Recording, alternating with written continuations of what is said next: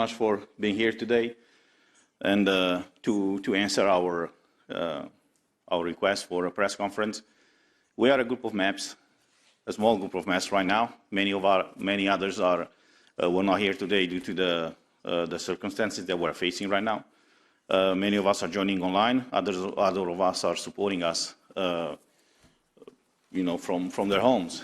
And the reason why we wanted to call this press conference today is to raise serious concerns about the fact, about the discussion that is currently going on in the Parliament, that us as MEPs, our staff members, and the staff that is working for the Parliament will not be able to enter, apparently soon, the premises unless they have a green certificate.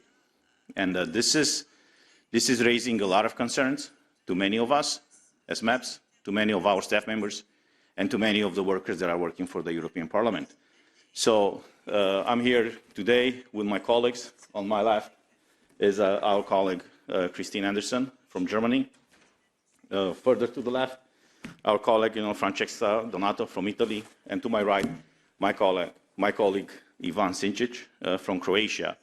We are from different political groups. We have other members from the left to the right spectrum of the political groups that are all concerned about this problem, about this issue, that the basic fundamental rights of us, of our assistants, I say, of the staff members, and nevertheless of the European citizens are deeply under threat right now. And before I go any further, I would say what I personally have to say. I want to introduce my colleague, Christine Anderson. I know she had different positions, tough positions on this issue, and I would like her to express them. Thank you. Ja, vielen Dank. Thank you very much. The main problem, in my view, in connection with this COVID crisis is that civic rights are being increasingly curtailed, and it's not clear why citizens would go along with this. One of the reasons might be, and this is one of the disadvantages of free democratic societies, that you always reach a point at which you believe that democracy and the rule of law and freedom are somehow God-given, that they've always been there and that they will survive. Whereas in actual fact, these are rights that have to be battled for, and that is why we have to do more to fight for this right to freedom, and that is why these fundamental principles which are anchored in the basic law, in the constitution in Germany, should not be viewed as privileges which are given by the government and can then be withdrawn. And I am unequivocal about the fact that I am not fearful of COVID at all. What I am worried about are the kinds of governments which exploit this crisis in order to curb civic freedoms and to grant certain privileges or not, as the case may be. What we stand for in Europe is freedom, democracy, and the rule of law. And there can be no reason for those rights being curtailed by governments. That is the real problem here. That is a problem we need to deal with. Make it clear to the people of Europe that they should not tolerate this for a moment longer. Thank you. Francesca? Thank you very much to you all. It's very important for me to be here today. I think that all that my colleague Christine has said is really important. We have a really terrible situation in Europe today because, as she said, human rights are not respected. We have the European Charter of Human Rights, which has the full value of a treaty and should be taken into account by all national governments while writing their laws. But in fact, it's obliterated today because fundamental human rights, such as human right to individual freedom, to employment, equality, education, health, free expression of thought, are seriously violated. And all over Europe, peaceful protests are violently repressed. So we had in Europe, the European Union and the European Parliament introduced a COVID certificate just to facilitate movement between member states and with the purpose to avoid any discrimination against not vaccinated people. But whereas the Italian government and other national governments in Europe have introduced a compulsory COVID certificate for every social activity, such as entering public premises or traveling inside the countries, or for, in Italy, just also employment, university education, and so on. They just make a big discrimination between vaccinated people and unvaccinated, because we have the introduction of an absolute presumption of infectivity for non-vaccinated people and of non-infectivity for vaccinated people that are both scientifically unfounded. And so we are forcing citizens to receive invasive and risky health treatment, because the informed consent that citizens are obliged to sign to receive the vaccines is not free. It's a constrained consent. So even when people have medical contraindications for receiving vaccines, they are obliged to do that, they are forced to do it, because they would lose the job, would lose their fundamental rights if they don't. And when these people have adverse effects, even very severe adverse effects, they don't receive any free assistance. Even the reports of adverse effects are very rare. So the data of adverse effects that we can read on papers are just underestimated. So we have a medical issue which has turned into a democratic issue. We must today, I think, all stand for the defense of human rights in Europe. And we must do it all together, and we must do it now. We can't wait any longer, because a lot of people are suffering, are losing their jobs. A lot of families are losing their right to have money to live. And this involves not only national citizens, such as Italians or French people, but also foreign ones who work and live in other countries in the European Union, where the right of establishment for workers and the right of circulation is one of the founding rights of the European unity and the European Union. So I call for stopping violently repressing demonstrators, just listening to demands from people, and let's give back to people their right to live a full life with all the human rights, without any more distinction between vaccinated and unvaccinated people. Let's treat everybody as human beings, as our Chart of Human Rights obliges us to do. Thank you. Thank you, Francesca.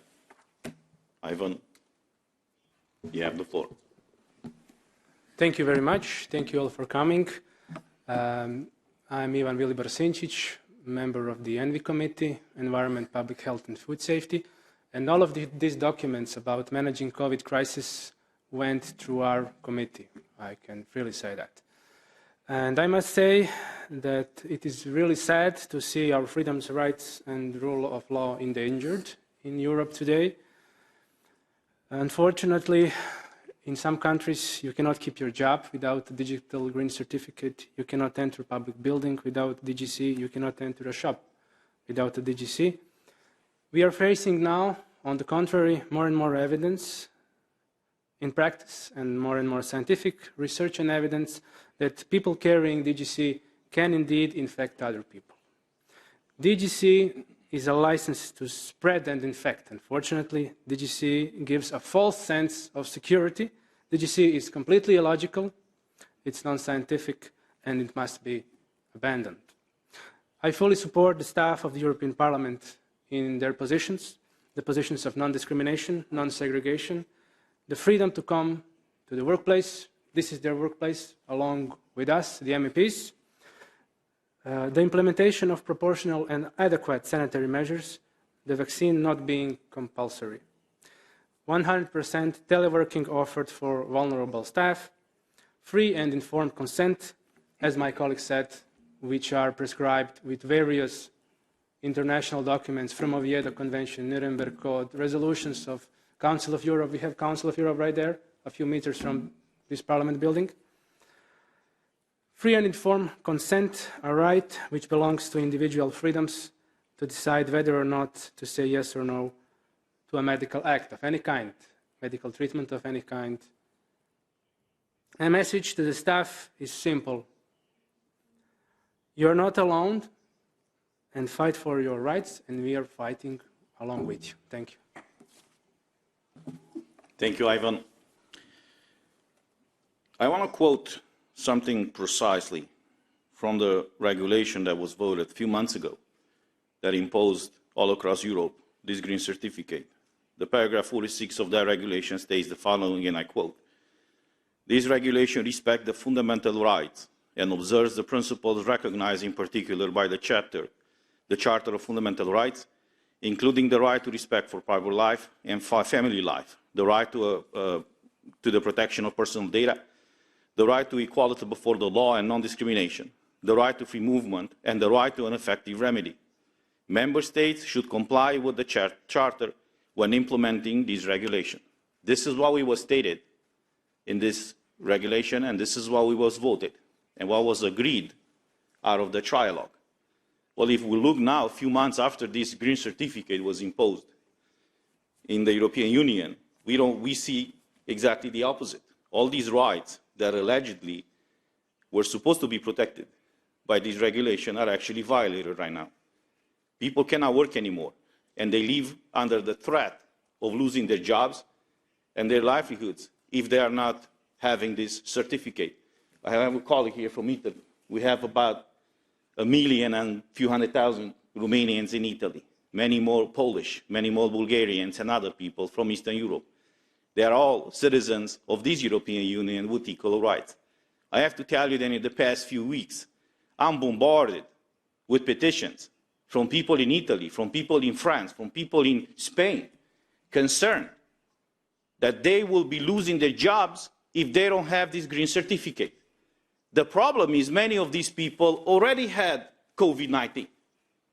They have proof that they have the antibodies, the natural antibodies, and nobody cares. They are forced to do or to be exposed, for example, or to take a medical product that for various reasons, they don't want to take it. If they don't do it, they will lose their jobs. So our concern is this the type of European Union that we want to build, that we want to accept? Is this the European Union, as it is stated in the Treaty of the European Union, that this union is a space of freedom? Do we still have that freedom anymore or not? So we were some of the people, I would say, that raised these concerns during the debates in the plenary when this green certificate was debated. At that point, our voice was in a minority, and it's proven by the votes. The problem now is more and more people in Europe are affected by the decision made even by this House. You've seen the protests in Italy and in many other countries. unbelievably, I'm coming from a former communist country. We haven't had a protest for liberty since the fall of communism. Out of the blue, we see people now in Romania, and we've seen, interestingly enough, in Spain, in Italy, and in many other countries, fighting for freedom, for liberty. They're not fighting for higher pensions, for higher salaries, or for any of these other rights. They simply fight for the basic human right of being free, to decide implicitly what they want to do with their body. So this issue was raised by us, is proven by the records of the Parliament. Now it's affecting a lot of people, a lot of our citizens. Now the problem is that it's affecting all of us here, and it's threatening the parliamentarian democracy even of this House. Because if we will not be allowed to enter this House, unless we have a green certificate, we will not be able to do our job here. But along with us, it's our assistants and our staff members. I have to tell you that us and many others of us were contacted anonymously, or off the record, I would say, by many of the staff members who are deeply concerned. People that work for this House for decades. They have a family, they have mortgages, credits in banks. And now they live with this threat that sooner than later, if they don't have this green certificate, they will be losing their job. But they haven't done anything wrong. This is the absurd situation. Many of them already went through this insane illness that killed so many people. They have proof that they developed a natural immunity. And for some reason, unknown reason, illogical reason, non-medically proven reason, they will be faced with losing their jobs unless they have a green certificate. It is not fair to them. It is not fair to the citizens of this union. And it's not fair to all of us. We were elected here to represent our citizens. We have our assistants, who are helping us to serve our citizens. But nevertheless, there are thousands of people working for the Parliament, for the Commission, for the Council. Without them, we will not be able to do our jobs. They are the unknown people that are actually carrying everything that we do here and everything that we have here. And just this stress to come to work every day, to be threatened, to be afraid that you might lose your job because you don't have a certificate that is not certifying anything. Because clearly, if you're vaccinated, you can get COVID and you can spread the virus. I mean, it's proven already. And if you have a negative test, that is just proving that at the moment when you got the test, you were negative. But it doesn't mean when you leave the office or the testing place, you might not get infected and infect other people. Interestingly enough, in the Parliament, and this is the absurd situation, we all agree that if you have proven of natural immunity, you should be allowed to travel free. They removed that from the regulation. So now, healthy people cannot exercise their basic fundamental right.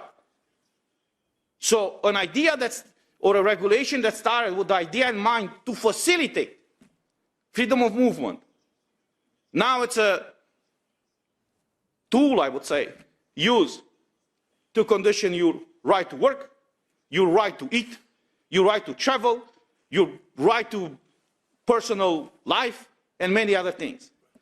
So the reason why we had this press conference is to express through our voices the concerns of us, the concerns of our staff members, and nevertheless the concerns of hundreds and maybe thousands of people that are working in the Parliament, in the Council, and many other European institutions.